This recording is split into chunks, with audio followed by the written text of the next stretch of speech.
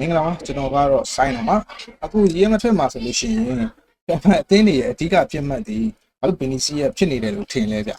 ဒါကတော့ဘီနီစီရဲ့reaction ကြောင်းလို့ပြောကျွန်တော်ကတော့အဲ့လိုပဲထင်တယ်ဘာလို့လဲဆိုတော့ဘီနီစီရဲ့ဒီသူ့ပေါ်ပြည့်တဲ့ကျူးလွန်တာမျိုးပဲဖြစ်ဖြစ်လူမျိုးရေးခွဲခြားတာပဲဖြစ်ဖြစ်ဘီနီစီရဲ့တုံ့ပြန်မှုကအရင်ကြောက်ဖို့ကောင်းတယ်အဲကြောက်ဖို့ကောင်းတယ်ဆိုတော့သူကရကွင်းလည်တိုင်းချက်ချင်း complaint တက်တာတွေတော့တိုင်တာမျိုးလုပ်တယ်ပွင့်လင်းဆုံးပြောရရင်တော့ကလီကလာဆိုင်တယ်ဗျဒါခါလေးကျရင်ဘီနီစီရဲ့ကကျွန်တော်တို့ဥမာလေးနဲ့ပြောရမယ်ဆိုကျွန်တော်ကတခြားတယောက်ယောက်ကိုစမယ်ဆိုရင်ကျွန်တော်စလိုက်တဲ့လူကငြိမ်နေလို့ရှိရင်ကျွန်တော်သိမကြိုက်ဘူးကျွန်တော်စလိုက်တဲ့လူကကျွန်တော်စလိုက်တဲ့ပုံမှာဒေါသတွေထွက်သွားတယ်ခမရနိုင်နေဖြစ်နေတယ်ဆိုလို့ရှိရင်ကျွန်တော်စရန်သဘောကြတယ်အဲ့လိုလိုမျိုးဆိုလို့ခဏခဏထပ်ပြီးတော့ပေါ့နော်စတာမျိုးလုပ်ပြီးဘီနီစီရဲ့အဓိကပြဿနာကအဲ့ဒါပဲအဲ့လိုပဲပေါ့နော်ဘီနီစီရဲ့ကသူ့ပေါ်လာတဲ့ဘလို့ကိစ္စမျိုးဆိုသူ့ရဲ့ reaction ကအရန်ဒေါသပေါက်ပွဲလွယ်အဲ့တော့ပေါ့နော်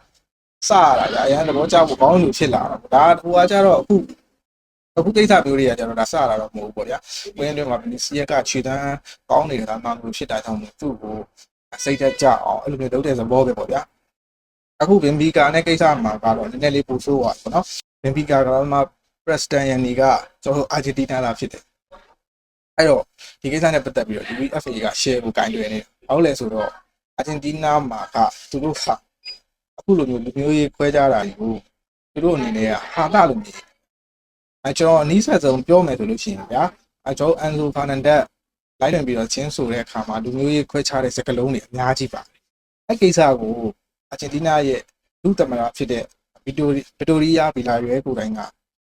ဒီကိစ္စဒီသူတို့ရဲ့ delay တစ်ခုဖြစ်တာကြောင့်မလို့ဘလို့နိုင်ငံကမှသူတို့ရဲ့အချင်းနဲ့ပတ်သက်ပြီးတော့သူတို့ရဲ့ဟာတာတွေနဲ့ပတ်သက်ပြီးတော့ဘာမှဝေဖန်ကြအဖြစ်ပေးကြအကြောင်းမရှိဘူးဆိုပြီးတော့ထပြောဒါကသူတို့နိုင်ငံကအဂျီနာတွေရဲ့ခံယူချက်ကကြတော့သူတို့ဒီလူပြူနိုင်ငံဖြစ်တယ်အဲ့တော့ပေါ့နော်ဒီလူမျိုးရေးခွဲခြားတယ်လို့ကျွန်တော်ဒီမဲတွေကိုမြောက်လို့သုံးလုံးတယ်ဆိုတဲ့စကားလုံးတွေက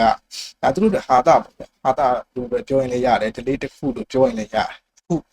အဲ့တော့အခုဒီအာဂျင်တီးနားသားစတန်ယန်နီဖြစ်နေတော့ဒီကိစ္စက UEFA ကတော့ share ကင်တွယ်လိမ့်မယ်တင်ကျွန်တော်တို့ Benfica ဘက်ကလည်းဒီ CCTV မှာတန်းနေ video record တွေအတန် record တွေအကုန်လုံးကို UEFA နဲ့ပို့ပြီးသွားပြီလို့သိရတယ်နော်ဒီကိစ္စကကျွန်တော်ထင်တာလည်းတော့နည်းနည်းလေးပို့ပြီးတော့တကယ်လို့ဟုတ်ခဲ့တယ်ဆိုရင်ပြစ်ဒဏ်ကတော်တော်ကြီးနိုင်တယ်နော်တော်တော်လေးကြီးဖို့များတယ်ပြီးကြတော့စပိန်မှာကကြတော့ဒီလူမျိုးရေးခွဲခြားတာနဲ့ပတ်သက်ပြီးတော့နော်နည်းနည်းလေးအရေးယူတာကကြောပေါ်တာမျိုးရှိတယ်အဲ့တော့ဒီလိုမျိုးစပိန်ကလပ်အသင်းတွေဆိုလို့ရှိရင်လူမျိုးရေးခွဲခြားတာတွေအပူဖြစ်တတ်တယ်ကျွန်တော်2024မှာတော့လည်းဗီနီယာတစ်ခါဖြစ်ပြီးသွားတယ်စီယာအသင်းရဲ့ပြည်သက်တွေကလူမျိုးရေးခွဲခြားတယ်အဲ့တော့ကတော့ဒီလူမျိုးရေးခွဲခြားတဲ့စီယာပြည်သက်3ယောက်ကိုပေါ့နော်ပြစ်ဒဏ်ပေါ့နော်ထောင်နဲ့8လချလိုက်တယ်ထင်တယ်အဲ့ဒါကတော့ဒီလူမျိုးရေးခွဲခြားတာနဲ့ပတ်သက်ပြီးတော့စပိန်ဘောလုံးလောကရဲ့အကြီးကျယ်ဆုံးပြစ်ဒဏ်ထင်ရကြီးကျယ်ဆုံးပြစ်ဒဏ်ဖြစ်ဖို့များတယ်တုံးတိုင်ဆိုလို့ရှိရင်ဒါကပြည်သက်တွေရဲ့စိတ်လှုပ်ရှားမှုကြောင့်ဖြစ်လာတာဆိုပြီးတော့ကျွန်တော်လာလီဂါအဖွဲ့ချုပ်တွေကမသိစလိုမျိုးနေတဲ့ပေါ်ပဒန်ပေါ်ထားတယ်ဗျာအဲ့တော့ UEFA ကဒီလူမျိုးရေးခွဲခြားတာနဲ့ပတ်သက်ပြီးတော့ UEFA ကကြတော့ကြိုက်